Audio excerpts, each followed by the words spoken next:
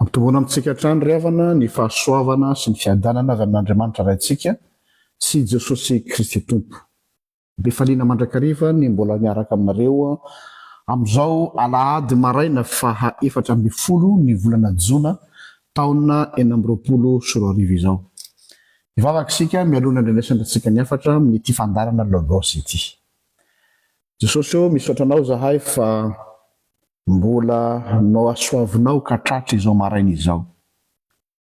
Miandrandra ny fananao masina hanokatra ny vava ka hampiteny.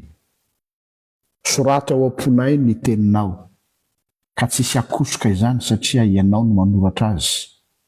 Mitenena Jesosy fa miandry anao zahay. Amen. Ny tenin'ny soratra masina izay akatsika ny afatra amin'ity alahady maraina ity dia ao amin'ny epistily soratan'i Paolo ho an'ny Romanina toko 5 ny andininy 9 ka hatramin'ny andininy 11 ihany no anjarantsika amin'ity alahady ity. Romanina toko 5 ny andininy 9 ka hatramin'ny andininy 11. Mivaky toy izao ny anaran'i Jesosy. Fa fony mbola tsy nanan-kery isika dia maty Kristy tamin'ny fotoan'andro hamonjy ny ratsy fanahy. Fa saika tsy misy olona manaiky ho faty hamonjy ny marina, fa angamba hisy ihany ny sasany sahy maty aza hamonjy ny manao soa. Fa Andriamanitra mampiseho ny fitiavany atsika fa fony mbola mpanota isika dia maty hamonjy atsika Kristy. Ko mainka aza ny hamonjeny atsika ho afaka amin'ny fahatezerana ankehitriny rehefa no amarinina tamin'ny rany isika. Fa raha fony mbola fahavalo azy atsika no nampihavanina tamin'Andriamanitra tamin'ny nahafatesany zanany, mainka ny hamonjena atsika amin'ny fahavelomany ankehitriny rehefa nampihavanina. Ary tsy izany ihany koa fa mifaly amin'Andriamanitra isika amin'ny alalan'i Jesosy Kristy Tompontsika izay nahazo atsika fihavanana ankehitriny. Amen. Romana toko 5 andininy 1 ka hatramin'ny 11 no teksta atsika izao lahady marina izao. Angamba ny tsy vitsy amintsika no efa nahita ilay tantara angano populaire atao hoe La Belle et la Bête. Sady efa natao film izy io no natao dessin animé malaza be izy io. Raha fehezina kely io tantara io angano mbazabo zany La Belle et la Bête io dia tantara na tovovavy anankiray izay lazaina hoe tsara fanahy, manatsaina ihany koa, izay nanao sakrifisy ny tenany mba ahafahany mamonjy ny rainy ka mba ahafahany manavitra ny rainy zany dia nandeha izy nanolo-tena nanao sakrifisy niara-ny aina tao anatina chateau anankiray izay nisy anty atao hoe bête ty zany hoe karazana biby zany masika ratsy tarehy. Rehefa nandeha nefa ny fotoana hoy ny tantara ny angano zany io dia nanomboka ny tsiry fitiavana anty la bête ity, ilay la belle zany, na dia ataontsika hoe tsy misy endrika hitiavana azy mihitsy aza lay la bête, ratsy no azo lazaina hoe biby mihitsy zany, ratsy tsy hoe ratsy tarehy fotsiny. Dia hoy ny mpitantarany angano hoe lasa naniry fitiavana an'ilay la bête, ilay la belle, satria ay hono tao ambadiky ilay endrika ohatrany hoe feno habibiana faharatsiana misy toe-panahy toe-po aloha ataontsika hoe toe-po mangoraka ihany rehefa ela ny ela, lasa nisy toe-po atao hoe sensible. Nefa raha jerena amin'ny maha-bête azy tsy tokony ho sensible fa zany bête zany dia fatatsika fa tena mamiravira. Zay zany io angano io tantara La Belle et la Bête io. Zany hoe tsy misy antony tokony hitiavan'ilay la belle an'ilay la bête mihitsy fa nahatonga ny fitiavana io vehivavy io zany ny tsiry tsikelikely teny am-pandehanana dia noho ny fahitany hoe ao ambadiky n'io tarehy, ao ambadiky n'io bête zay tazana io dia misy olona atao hoe tsopo ihany ka izay no naha tonga fitiavana tao am-pon'ilay vehivavy. Zay le tantara. Manina ny mandray an'io tantara label io. Zay ny zavatra tonga ao an-tsaiko voalohany rehefa nanomana an'ity toriteny tia, satria eto amin'ny texte atsika i Paul ndray dia mampisongadina ny mifanohitra tanteraka amin'izany. Hoe inona ety amintsika no mba mahatonga an'Andriamanitra nahafoy ny zanany. Le sacrifice. Jereo tsara ny fomba nanehoan'ny Paul azy ato. Hoe Andriamanitra ozy izy dia nampisongadina ny fitiavany. Zany hoe tiany aseho dia hoe tsy misy antony na dia iray akory aza hahatonga an'Andriamanitra nanapa-kevitra hanolotra ny ainy ho an'ny olombelona. Satria nahoana? Ilay olombelona izay anolorana ny aina, manahoana ny toetrany? Raha ity texte ity no jerentsika. Fony mbola tsy nanan-kery amin'ny teny malagasy izy ohatran'ny hoe malemy, fa raha midika teny frantsay hoe incapable. Dia efa maty Kristy ozy izy. Dia any amin'ny dika teny hafa koa mbola ampiny tosika manao hoe les impies, zany hoe tsy matahotra an'Andriamanitra, tsy miraharaha an'Andriamanitra. Fony mbola mpanota, le mpanota eto dia hoe fony mbola tsy miraharaha an'Andriamanitra, manohitra an'Andriamanitra. Olona ohatr'izany ve dia homendrika ho tiavana. Tsika mantsy matetika raha tony hoe mateo tia, zay moa le fitentsika, mateo tia le olona na mafinaritra, ny fietsiny kosa mahababo ny fo. Raha ataontsika hoe tsy jerena aza ny tarehiny dia ohatrany mba tonga fitiavana ihany. Fa ilay olombelona zay lazaina fa tian'Andriamanitra, tian'Andriamanitra, dia tsy misy zavatra mateo tiany aminy. Au contraire, sady fahavalo no mijoro fahavalon'Andriamanitra, mitodi-damosina an'Andriamanitra, manao tsinitsinina an'Andriamanitra, nefa dia tiany ozy izy Paul apôstôly. Ary ny voambolana ampiasain'ny Paul apôstôly eto dia lazainy hoe mampiasa le mot sacrifice, ilazana an'ilay fitiavan'Andriamanitra. Io fitiavana io anefa ozy Paoly dia fitiavana tsy mendrika an'ilay olona ho tiavana. Ary zay ny tena atao hoe fitiavana. Isika olombelona rehefa atao hoe tiako ianao dia satria misy zavatra tianao any amin'ilay olona. Zay tadio zay. Rehefa mifametraka fanontaniana ny mpifankatia na ny mpivady na ny mpianaka, pourquoi tu m'aimes? Dia hoe je t'aime parce que, misy parce que zany na ny olombelona, tiako io satria. Fa nan'Andriamanitra tsy misy satria, ary ny contraire zay aza normalement tsy mateo tia ny olombelona. Raha mamaky hatrany amin'ny bokin'ny Genesis tsika dia impiry Andriamanitra ny teny hoe andringana satria mafy lo loatra, tsy tatsozy atao azy, kanefa mahagaga ozy izy Paoly dia nanao sacrifice. Zany sacrifice zany raha amin'ny fiainana andavanandro, manao sacrifice ny olona anankiray amina zavatra mendrika anaovana sacrifice. Tsisy olona anao sacrifice amin'ny olona tsy mendrika an'izany. Ohatra hoe manolotra ny ainy ny olona anankiray hamonjy ny fireneny, patriotisme. Donc les sacrifices zany valable satria cause noble, ka tanorazana zany, ambolo zany, normal na raha manolotra ny ainy ny olona nanao sacrifice ho an'ny firenena. Ny ray aman-dreny mamono tena manao ny entsy ho zavatra mba hahatafita ny zanany, manao sacrifice mihitsy ny ray aman-dreny mba hahatafita ny zanany, satria zanany io, menaky ny ainy io, dia normal le sacrifice. Ny mpivady manao sacrifice mba hampakarany, hampiakarany niveau de vie na ny maizy azy ny andefomandrony, satria vadiny io. Ainsi de suite. Donc, ça, on va le mot sacrifice, normalement, dia tokony amin'ilay fitentsika malagasy hoe arakarahatarehy voajavatra. Tsisy olona anao sakrifisy ho an'ny fahavalony zany, tsisy olona anao sakrifisy ho an'ny zavatra tsy tokony andaniana herim-po.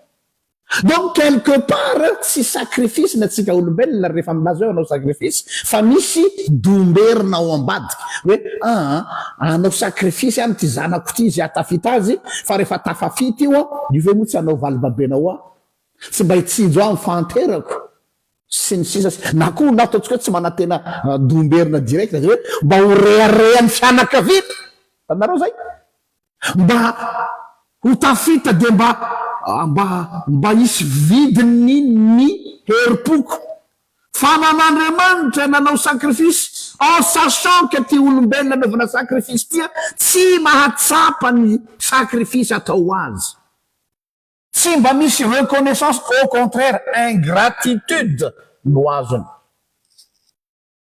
Tadidiko tsara Jesosy miteny ao amin'ny filazantsara ry Jerosalema, ry Jerosalema zay mpamono mpaminany, impiry moa ty anangonanao tao ambany elatra fa tsy nety ianao. Nampitomany an Jesosy mihitsy zany teo amin'ny tendrombohitry ny tendrombohitry Oliva. Zany hoe tohatra ny raha natondraka kanakana ny sakrifisy natao an'io firenena Israely io, inona tsy nataon'Andriamanitra ho azy. Mbola misy fanoharana anankiray koa nataon Jesosy zay hoe tsy hitako tsony ny anoharana anao ry Israely eo tahaka an'iza olona anankiray itsofana hira fisaonana tsy misaona ianao, itsofana mozika handizana tsy mandihy ianao, tsy hitako tsony zay atao anao. Zany firenena zany ve no anaovanao sakrifisy nefa fantatrao fa tsy misy reconnaissance na de kely akory aza. Eny tompoko, izay natao hoe sakrifisy tena izy araky ny ty Romanina toko 5 ity. Fa fony mbola mpanota isika de maty hamonjy atsika Kristy, zany hoe fony mbola tsy mateo-tia isika, fony mbola mangeraky tsika, fony mbola maharikoriko ny fihetsiky tsika, dia Andriamanitra mize amitsika. Imagineo ange ohatra ny olona anankiray zay mandeha amin'ny toerana anankiray de hoe jerena zany le toerana tsy misy ninninona zay tokony hitiavana azy anaovana investissement, de manapa-kevitra ny olona hoe atotoko daholo ny arenako rehetra, de ozy ny olona zay mitazana anao manao an'ilay investissement hoe vola arina fotsiny, tsy anao tsisy vokatra anao azo ao, dia hamaly anao am'izay fotoan'izay hoe misy kano ohatry zany. Tanareo reny olona lay ahoana rehefa lazantsika azy le olona passionné eto ambony tany mividy zavatra zay sans valeur eo masotsika, iny koa ve de andaniana vola vidina 4 millions 4 milliards satria tsy mandeha am'izay karazana hoe évaluation n'olona zay. Matetika zany ny sakrifisy fantatsika olombelona dia tsy maintsy mifandraika amina zavatra noble, ohatra sakrifisy ho an'ny firenena, sakrifisy ho an'ny zanaka, sakrifisy ho an'ny ataontsika hoe zavatra mendrikaja sy mendrim-piderana, ho an'ireo zavatra avolenta zany. Fa Paul eto de milaza fa Kristy de nanolotra ny tenany, nanao sakrifisy ho amina zavatra zay tsy misy antony akory, tsy misy raison akory. Sacrifice disproportionnel ao zany teny frantsay. No zany raha jerentsika izany ary de zao hoe rehefa jerena zany Andriamanitra nanao mampiasa voambolana fitentsika andavanandro, nanao investissement amin'ny raha olombelona, raha jerena tantarany olombelona. Misahirana an'Andriamanitra ny olombelona nanahary lanitra sy tany. Ino moa ny antony namoron'Andriamanitra nyty lanitra sy tany ty? Fa ng'Andriamanitra tsy efa manana ny maizy azy, ataoninona moa zany tany zany? Anjeva ny tany sy zay rehetra eo aminy. Pour qui nanaovana an'izany? Misahirana ny raha mijery anao araky le hira hoe raha mitsangatsangana ao anala ao izy le hira zay ka mijery ny dia gaga mahita ny atsara ny zavatra rehetra. Fa Andriamanitra tsy nanao an'izao mba hiderana azy, tsy mitady fiderana Andriamanitra, fa clé en main vita ny zavatra rehetrarehetra ny andro fahenina dia nataony eo ny olombelona dia io anareo. Tout ça pour ça. Investissement be mihitsy hoe andeha isika anamboatra olona tahaka ny endritsika. Tena Andriamanitra mihitsy zany no miketrika ny saintsaina réalisé ho an'ilay olombelona zany hoe tena natotony tao amin'ny olona ny confianceny natotony tao amin'ny olombelona ny fitiavany ahatonga ny devoly velom-pialonana ny olombelona mihitsy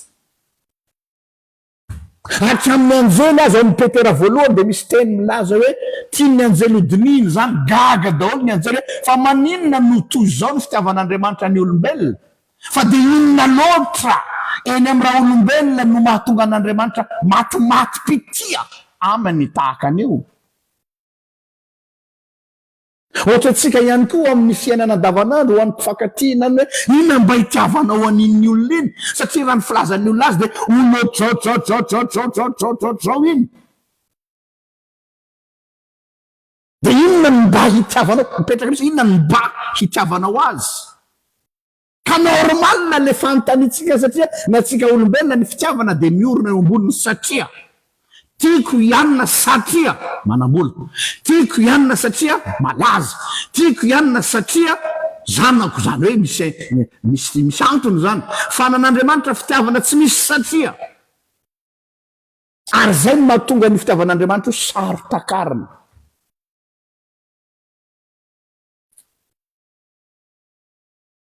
Andriamanitra zany nanao investissement amin'ny raha olombelona izay fantany fa hivadika aminy fantany fa hivadika aminy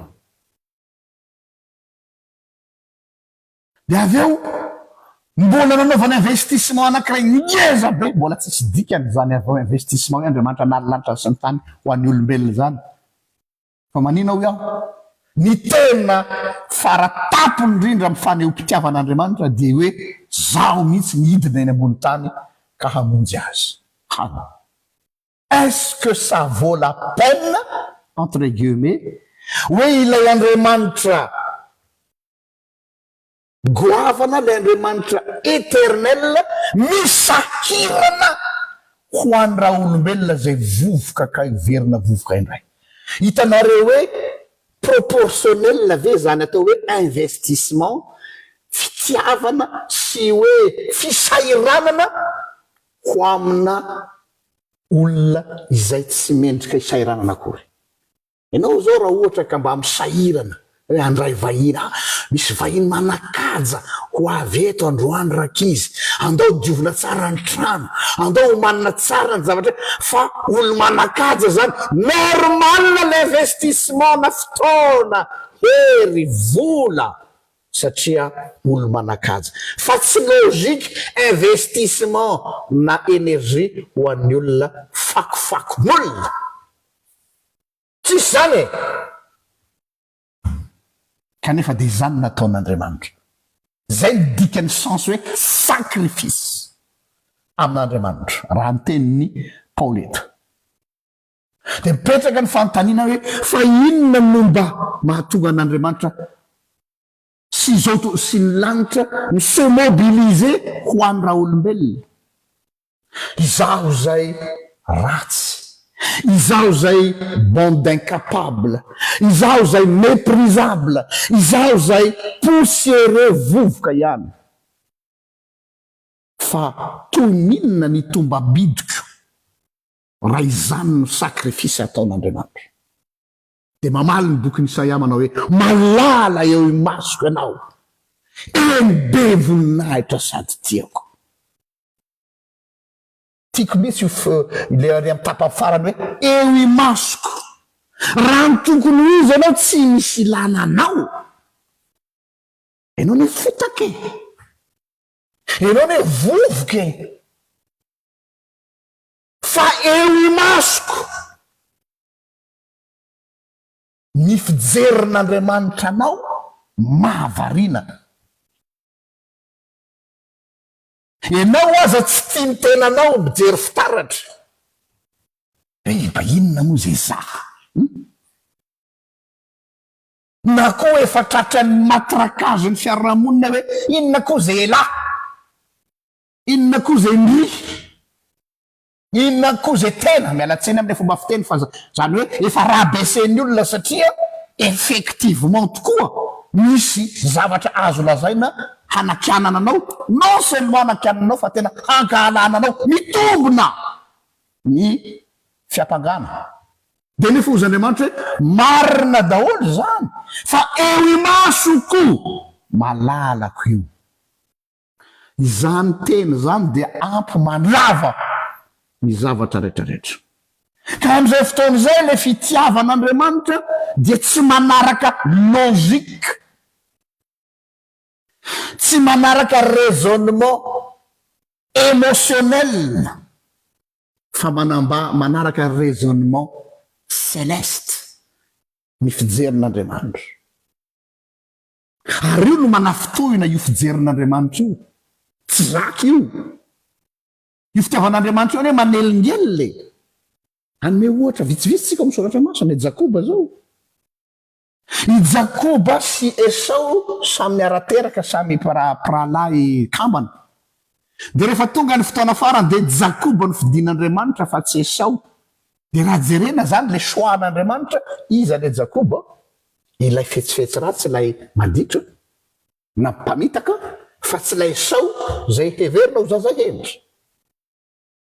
Aty amin'ny testamenta vaovao, Paul no teneny Jesosy hoe fanaka voafidy tondranana anarako any amin'ny gentilisy izy.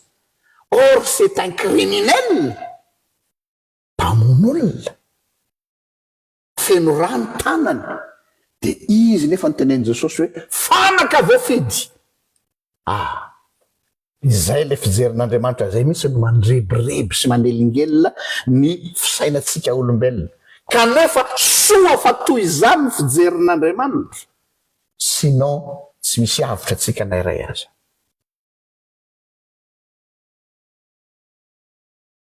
Raha jerentsika le teny ilazan'ny Paoly azy ato Romana 5, hoe ohatra ny ahoana le olona zay nanaovan'ny Kristy sacrifice. Amin'ny teny frantsay ao izy mazava be, mialatsiny raha ohatra ka izay mitondrako azy mba ho azonareo fa misy voambolana reto zay lazany azy.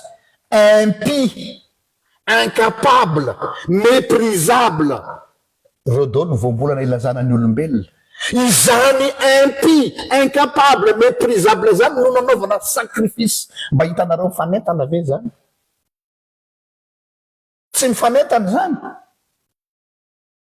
Raha misy olona zao manao ny ainy tsy ho zavatra mandeha midina any ambany tany any, miriske ny ainy satria hoe misy volamena ao, misy diamant ao, misy safira ao, de ozy ny olona hoe ndry tena nanolotra ny ainy izy satria te hanavitra fianakaviany fa misy harena be tao.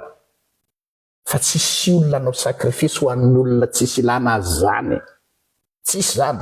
Mazava ny teny Paoly hoe mety misy olona nanolotra ny ainy any ozy izy ho an'ny zavatra tsara, fa tsy misy olona nanolotra ny ainy ho an'ny zavatra ratsy. De io le lazaiko tamin'ny videoko maly amin'ny teny frantsay izy hoe moa ve lasadàn'Andriamanitra? Est-ce que Dieu serait-il fou? Oui. Adala pitié Andriamanitra. Jaona 5:10 fa toy izao no nitiavan'Andriamanitra izao tontolo izao. Amin'ny teny française, car Dieu a tant aimé le monde. Io tant aimé io de azo adika ihany koa hoe Dieu est fou d'amour pour l'homme. Adala pitié Andriamanitra. Raha tsy adala ve de anolotra ny zanany tokana? Iza ny olona eto ambony tany zay efa tokana ny zanany de mbola atolotra ihany, et non seulement atolotra fa raha mba atolotra ho an'ny olona mba milay koa no maninony.